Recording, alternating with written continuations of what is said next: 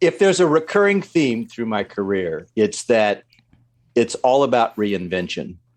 And I think this is an important thing for people that are listening to understand, is that you always have to be looking at how you're going to have to reinvent yourself to take advantage of the changing times and the changing opportunities.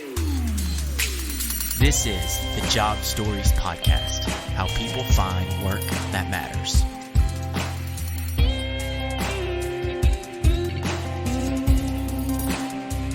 If you don't mind, just kind of what we just mentioned a little bit ago, do you mind to tell us what is your job now? What is it that you're doing currently? My current job is serving as president and CEO of the Greater Nashville Technology Council.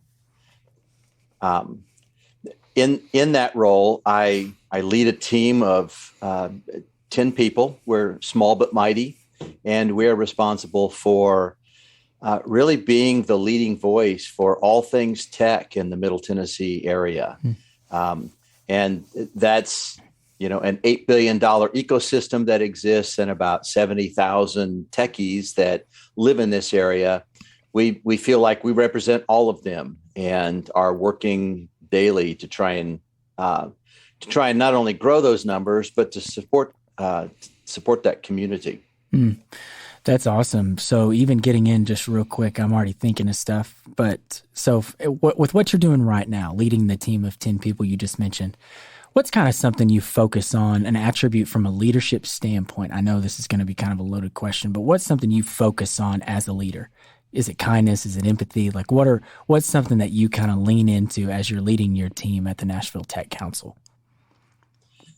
Yeah, so that's an interesting question. When I started, which was back in 2016, I remember the chairman of our board who hired me sitting down and saying, "Don't you mess up this team."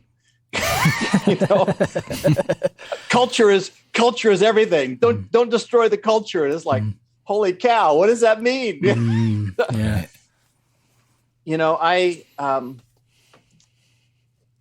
I believe that it's important to lead by example. I think that a leader who's not willing to dig in and be involved in the day-to-day activities right alongside the team is not a leader that you can easily follow. I think leadership is something that's earned. It's not something that you're given when you're hired or with a title. You've got to earn that, and you've got to earn that respect from your employees. And I just think, servant leadership comes to mind. I just think if I'm being successful, that means that the people that work for me are being successful. That's the only way that I'm going to be successful is if I help them to be successful first. And that's the approach that I've tried to take through my career. That's great.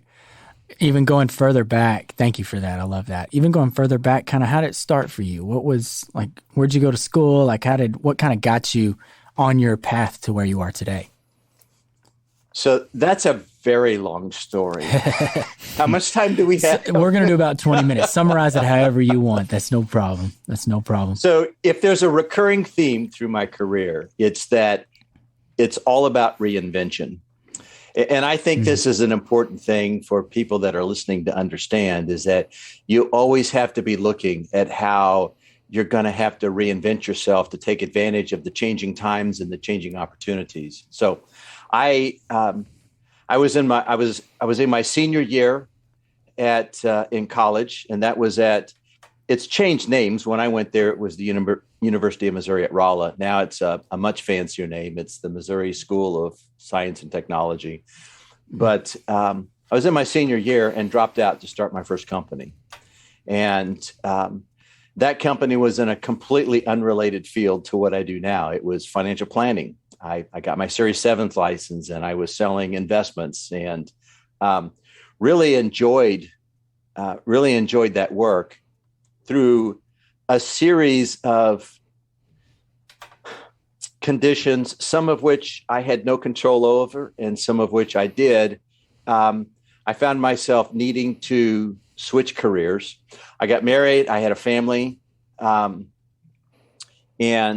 I needed to make some changes in my professional life, and I moved over into the consumer electronics business and spent many years there, which was electronic. To me, that's tech. It's a different kind of tech than we think of, but to me, that's tech. So, this was selling Kenwood and TIAC home and car audio products. It was fun for a young guy to be involved in that business. But, I had to learn the business. I had to reinvent myself to become expert in that and work my way up to where I was a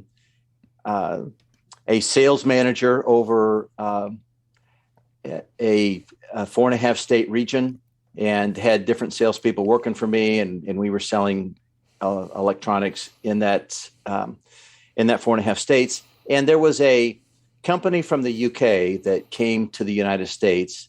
The company's name was Psion, Psion, and they had.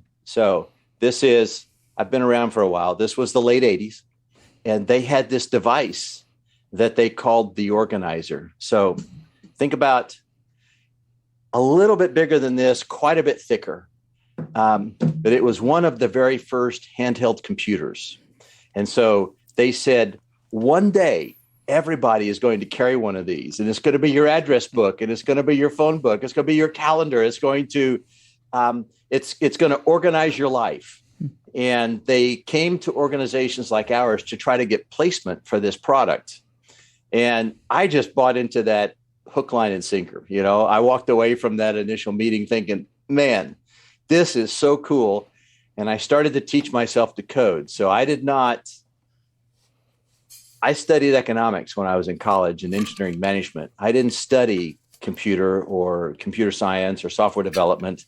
I taught myself how to do that. So here comes the next version of Brian Moyer, and teaching myself to code so that I could get into the tech business, the tech industry.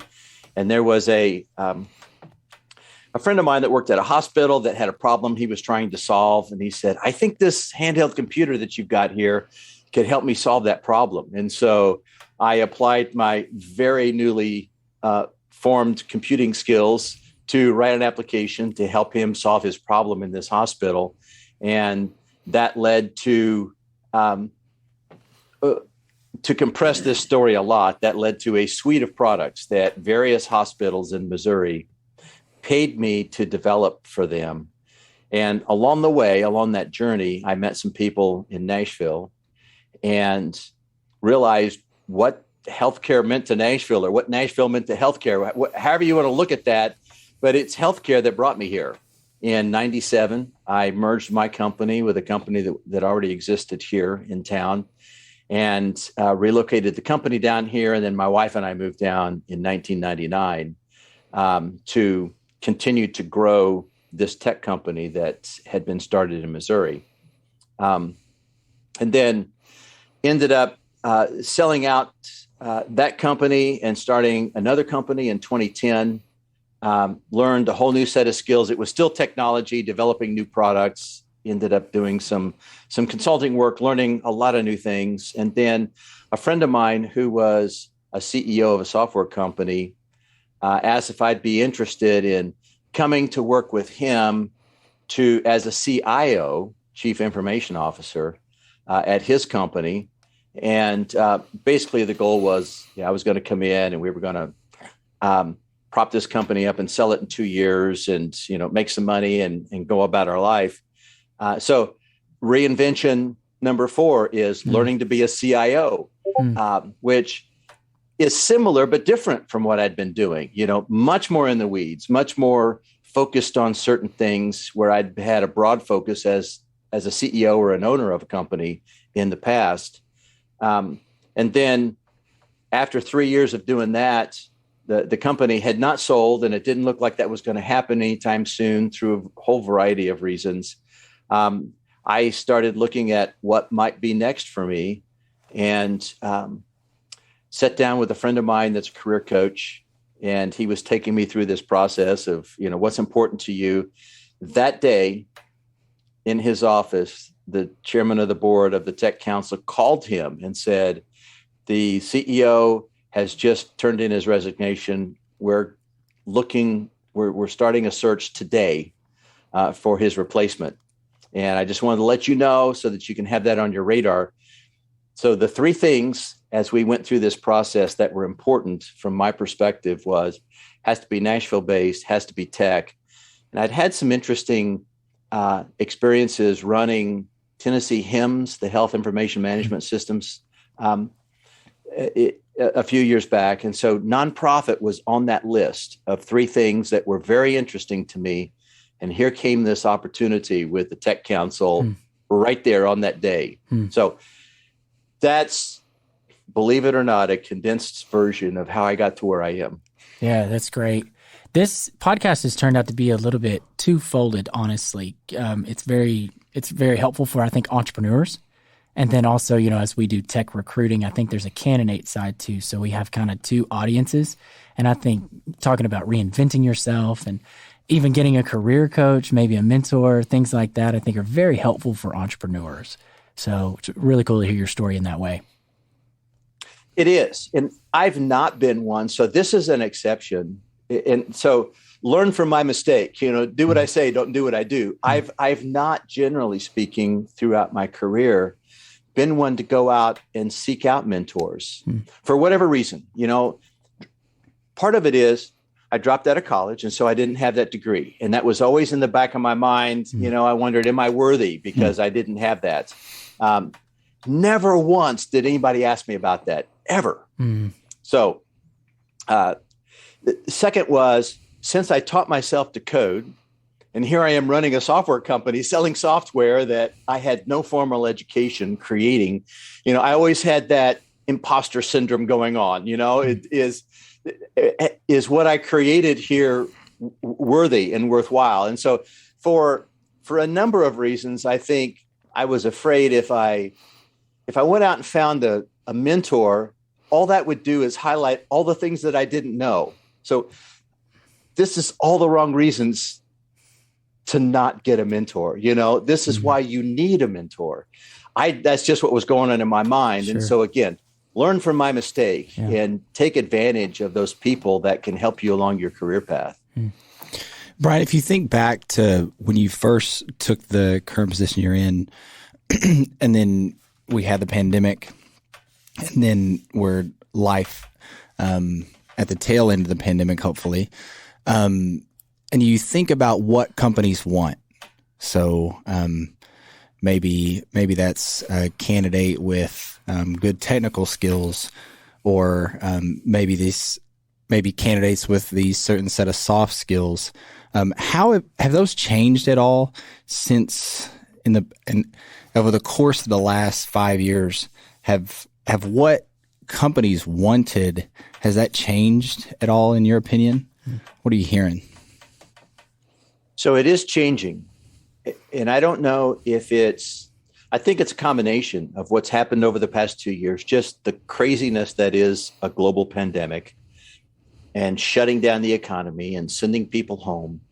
But I think it's also a result of, this demand for tech talent just isn't going away. I don't see it going away ever, maybe, because technology is eating the world. They say software is eating the world. I think it's technology in a more general way is, and I just think there's going to be this ever increasing and continued demand for talent. And it so exceeds the supply coming out of our colleges and the supplies coming out of all sources of talent right now that it's forcing employers to look at things differently.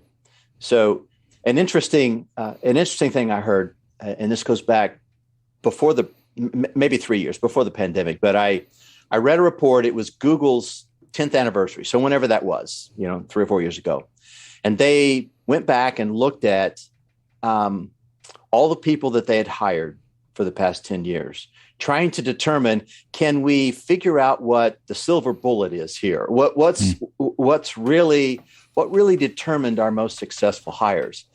And when they started their motto or mantra was hire only the best from the best schools. And what they found was it really wasn't at all the technical skills that they thought they were hiring coming out of these schools that was the most important factor in the success of their employees. It was problem-solving skills. It was the ability to communicate. It was the relationship skills. And so I thought that was fascinating. And my question, I'm sure you guys live with this every day too. When I remember companies say, I just can't find people with 2 to 5 years worth of experience. That's the magic thing, 2 to 5 years worth of experience. My question is, okay, define what you mean by that. Do you really think that you need somebody that's been coding or, administering a network or whatever it is that you're wanting to hire, that they've been doing that for 3 to 5 years? Or are you really looking for somebody that's mature that has 3 to 5 years of life experience? And in the end, that's more what they need. It's just somebody that they can trust to come in and show up to work on time, whether that's remote or in person, it doesn't matter, but get the job done that they were hired to do. And that's not necessarily what you get with hiring entry-level people right out of school. Sometimes it is, and other times it's not because they just don't have that maturity yet or experience. And that's why I love, and I'll put in a plug here for our local boot camps, but that's why I love the boot camp model, because you're taking somebody who's 30 to 35 years old, who's been out in the workplace, who knows what it's like, and maybe even find themselves in a situation where they're stuck. They're working 2 jobs and they just don't know how to break out of this cycle that they're in. And giving them an opportunity to learn a new skill, to move into the tech workforce and get hired. They are such good and loyal employees because they're just so appreciative of the opportunity.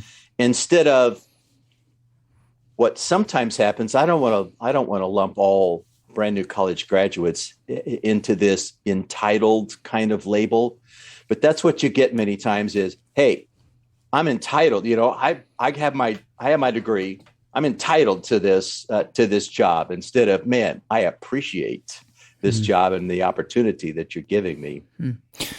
When adding on to that, so I'm curious, how would you coach us because we talk to hiring managers all the time that give us the same response that you started out that question with, is like they need 2 to 5 years of cloud migration experience or 2 to 5 years of data science skills. They need to know Python and R and Hadoop.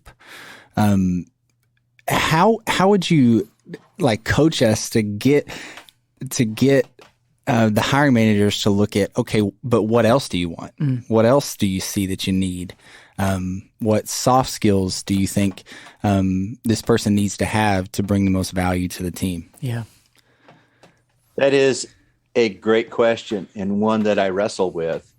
You're lucky if you're able to have that conversation, because what happens so often is, they run their resume through some kind of an automated reader, and it gets kicked out before you even have the chance to talk to the person. Absolutely.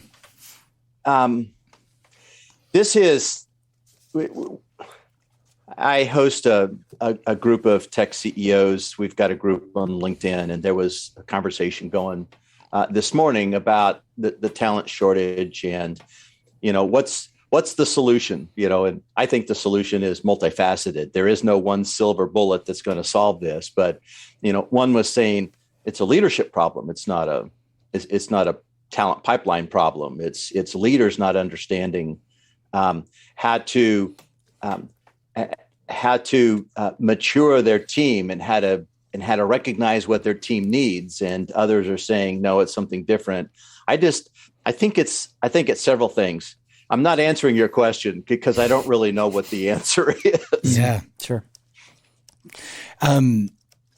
One idea that I've heard of, and of course, Google doing something is very different from a small startup in Nashville. But one idea that I cannot remember where I heard of this, but it was that you create your own talent pipeline. So Yes. in some form or fashion, you create apprenticeships within your Yes. organization that then become junior developers, or that then become, you pay 20 an hour and then level up to become junior developers. Have you seen anybody do that, and what's their success with that? And I have, and I'm seeing it more and more, because really, you have to. So the other question that I have back. So here's maybe a question to go back to them when they say I need this 2 to 5 years worth of experience. I like to ask, all right, what have you done with the person that you hired 2 or 3 years ago to help them mature in their career? And generally, they don't have an answer for that. Yep. It's like, there's your problem. Because if you've got a process in place to take these junior people and to mature them within your organization, to make them into the person that you really want them to be, that's truly the answer. There's a limited number of supply of experienced people. I mean, that's just a fact. But if you can put a program in place to take these people coming maybe even right out of high school or right out of college or right out of a boot camp, whatever the case may be, right out of the military, or, a person, and I won't say this has to be female, but a parent that's been home because they wanted to be there to raise their kids, and now they're coming back into the workforce. However it is that they're looking to come back into the tech workforce, companies have to be looking at how can we take these people with kind of entry-level skills right now and mature and grow them into the employees that we really need them to be. Mm-hmm. Those are the companies that are going to win. Some companies, Assurian, I'll give a shout out. They actually have created an apprenticeship program where they're they hire a lot of customer support people, because that's a big part of the service that they have. So they hire a lot of customer support people, and they're looking at these people and realizing some of these are really talented. I mean, they know who the players, A players are, because they can look at their performance right there on their very own teams. So they're providing an upward pathway for select employees to get training to become a software developer, so that they can move into some of these positions that are harder to fill than the customer support positions. That's brilliant. I mean, it's so less disruptive and less expensive to promote from within than to lose an employee and bring somebody in and have to train them on, the culture and the company. I love that. And other companies here in the area, and I know this is happening across the country, but other Nashville employers are doing the same thing. And we're trying to encourage those and trying to tell these stories. That's great. This may be kind of more another chance for you to shout out what you're doing at Nashville Tech Council and just the organization in general. But we encourage candidates kind of getting into the job market, looking for jobs, to the first thing is try to find some community, whether that be events in town, things like you all do at the NTC. Maybe it's Discord, maybe it's something online, maybe they're not as good as kind of meeting in person. But do you mind to just expand on that thought a little bit about the importance of building community, especially as you're trying to enter the job market or get back into the job force like you just mentioned? I think it's critical. Mm-hmm. I think it's excellent advice. We've always, our membership is company based, but we've never really set our goals on growing the number of company members that we have. We've set our goals on the broader community and growing the tech workforce. We just think that community is so important. And I think it's one of the things Nashville has to sell. I mean, as you're talking to people who might be evaluating Nashville versus some other communities that they could move to, regions they could move to, I think the community here that they can get plugged into, both the tech community and the creative community, which are so closely aligned, is great. But yeah, talking about earlier, finding that mentor, if you're not out and meeting people, how are you going to find that mentor? How are you going to, it's probably even more important today because with so many people working remote, here's what concerns me about all of the remote work is how, as a new employee, are you ever going to improve yourself if you don't have people that are senior to you that you're interacting with every day and sitting right next to and listening to their conversations and listening to their phone calls and able to see the work that they're doing? That's concerning to me. I mean, I think there's a lot of benefits to the flexibility of remote work, but that's the one that I think is going to really cause challenges for employers.